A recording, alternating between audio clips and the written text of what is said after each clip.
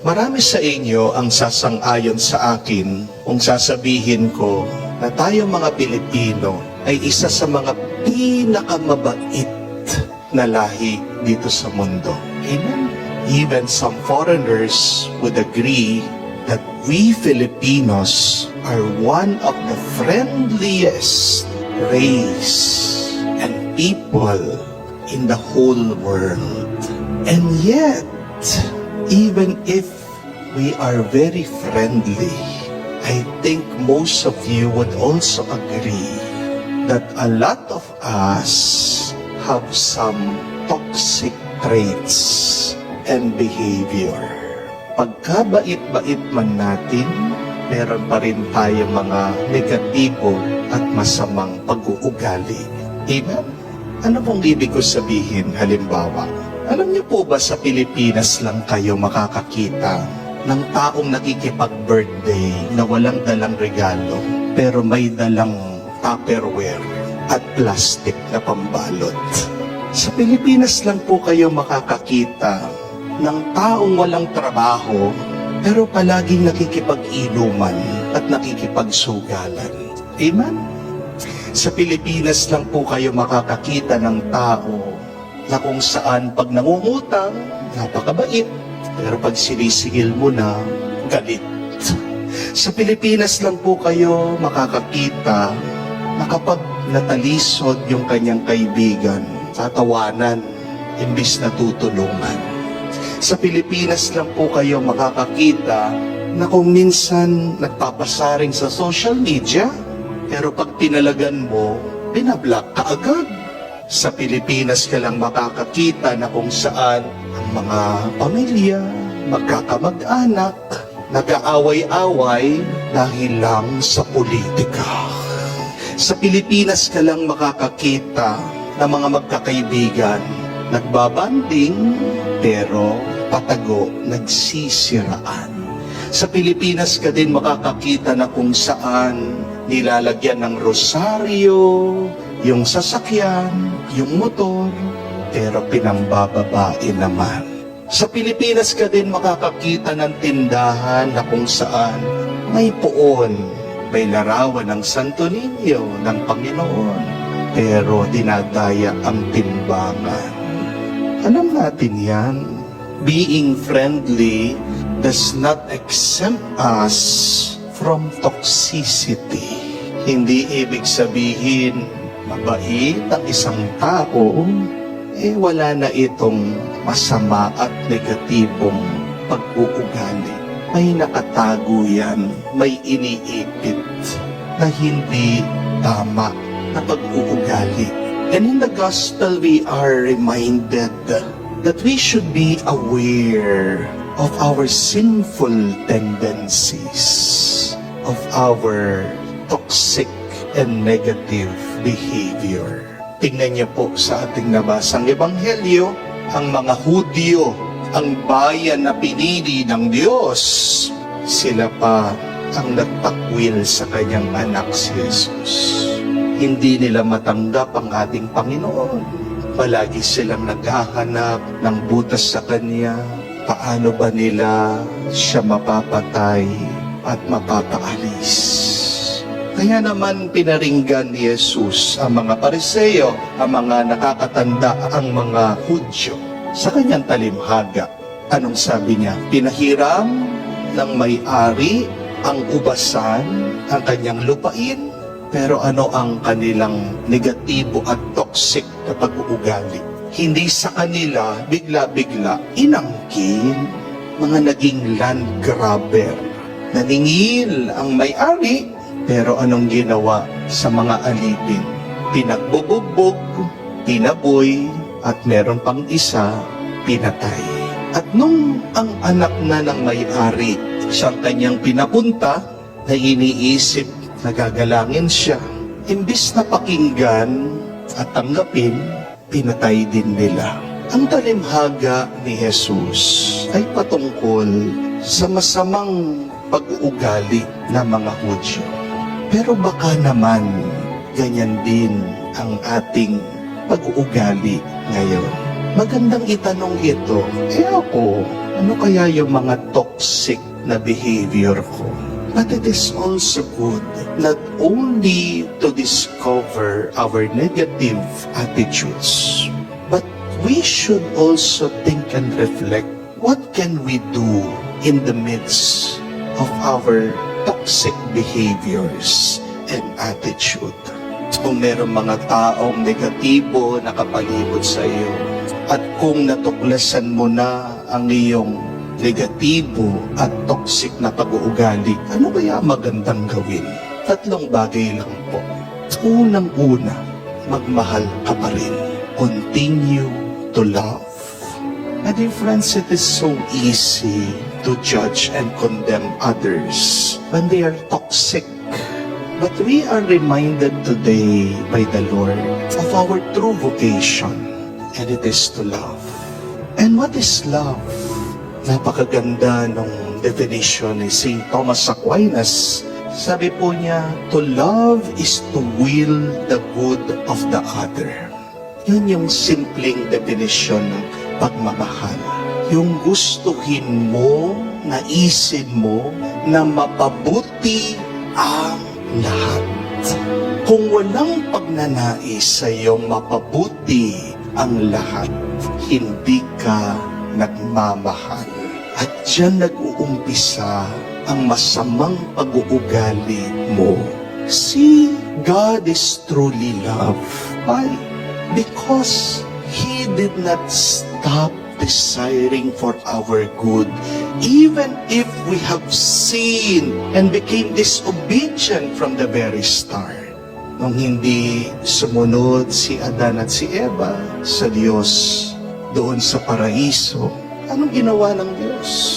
Kahit na sila ay pinalabas doon sa hardin ng Eden, pinagtahi pa daw ng damit itong kanyang mga nilikha. See the love of God despite of the sinfulness of man. We read in Romans 8, very beautiful. St. Paul tells us that God demonstrated His love for us in this, that though we were sinners, Christ died for us. Oo, naiinis, nagagalit ng Diyos kapag nagkakasala tayo. Pero hindi nababawas ang kanyang pagmamahal para sa atin. Mahal tayo ng Diyos. Pero hindi ibig sabihin ang kanyang pagmamahal ay pagmamahal sa kasalanang ginagawa natin. Oo, mainis ka, magalit ka kapag meron toxic na tao sa paligid mo, sa buhay mo. Pero sana, kamukha ng Diyos, huwag kang susukong magmahal.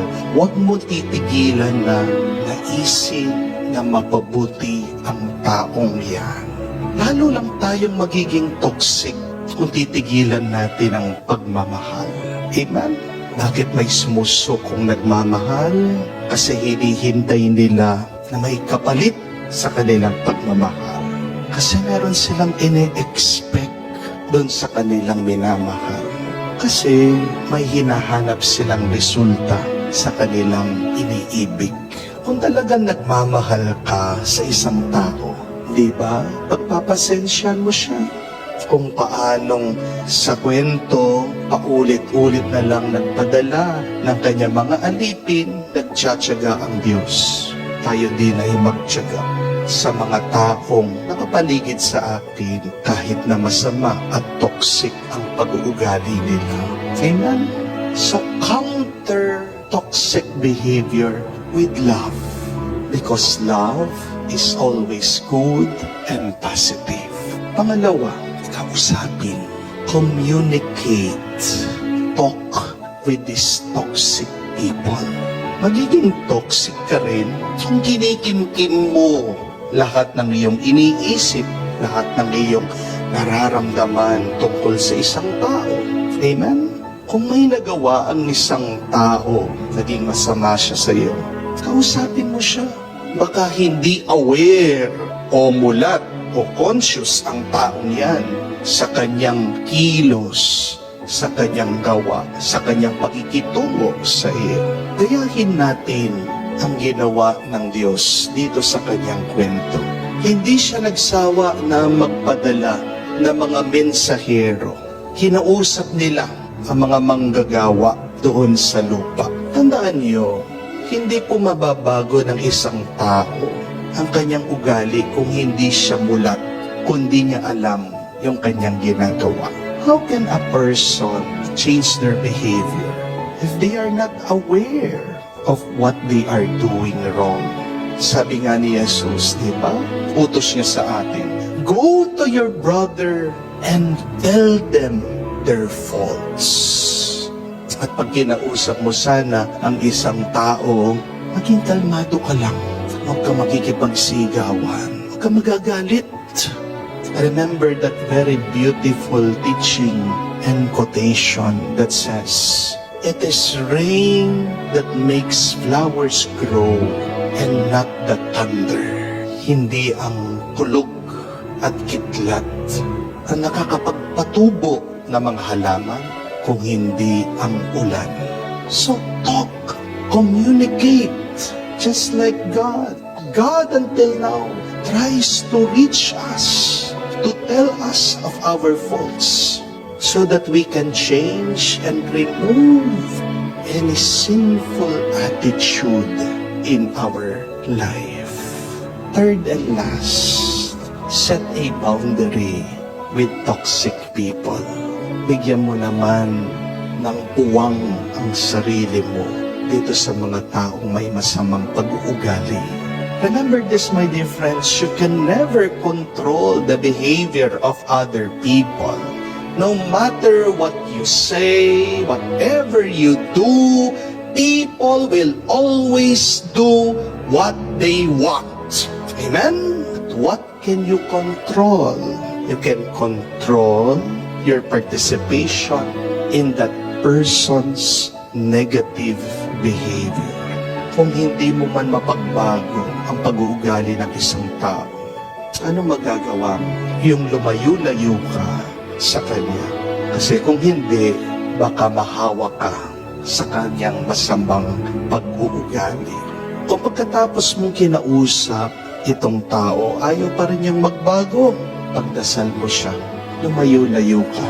Because we can always love at a distance. Amen? Kapag malapit ka sa isang tao na toxic, magiging toxic ka rin. Kahit naman ng Diyos, binigyan ng hangganan at katapusan ng kasamaan na ginagawa ng mga manggagawa. Aalisin din sila dun sa kanilang lupain. Napakalinaw ng sinabi ng Panginoon. Oo, mahal tayo ng Diyos. Oo, mahal ng Diyos sa mga makasalanan. Pero, ang pagmamahal na yun ay hindi naman pagtanggap dun sa mali na kanilang ginagawa. God loves the sinner, but it is also the love of God when He puts an end to the sinful act and behavior of the sinner. May araw din ang mga masasamang tao. May katapusan din ang hindi tama. Kaya nga, kung man nare-realize mo, naiisip mo na may masama kang ginagawa, don't waste your time. Time is running out. Maiksi lang ang buhay. At baka ikaw ay mabulaga. Pagkagising mo, kaharap ko na ang Diyos. Mapagmahal ang Diyos. Pero, tandaan natin, makatarungan din siya. God is loving, God is merciful, and yet, God is always and also just. Kapag nagmamahal ang Diyos, hindi ibig sabihin nagpapaabuso siya. Kapag nagmamahal ang Diyos, matalino siya. Hindi tanga ang pagmamahal ng Diyos. Tandaan niyo yan. Love, my dear friends, but do not let yourself be taken advantage of. Love, do your best, talk to the toxic person, and yet give yourself some space and boundaries. Loving yourself also means giving yourself space and limitations. Tandaan niyo, kahit naman po ang langit, meron din pong pagitan sa impyerno. Amen? Tandaan niyo mga kapatid, kahit din ang langit may pagitan sa impyerno. Hindi magkalapit ang langit at ang impyerno. At naway maging gabayan sa atin. Huwag mong masyadong ilalapit ang sarili mo sa mga taong may masamang pag-uugali. Dahil mahirap makagawa ng mabuti kung ikaw ay nakapaligid sa masama. My dear friends, there will always be toxic people in our lives. Because life is not perfect. Because people are not perfect. And despite of the toxic people and negative persons in our lives, remember this, we have a perfect God. We have a good God. We have a loving God. Always be close to God so that you will be like Him. Good, peaceful, loving, and positive.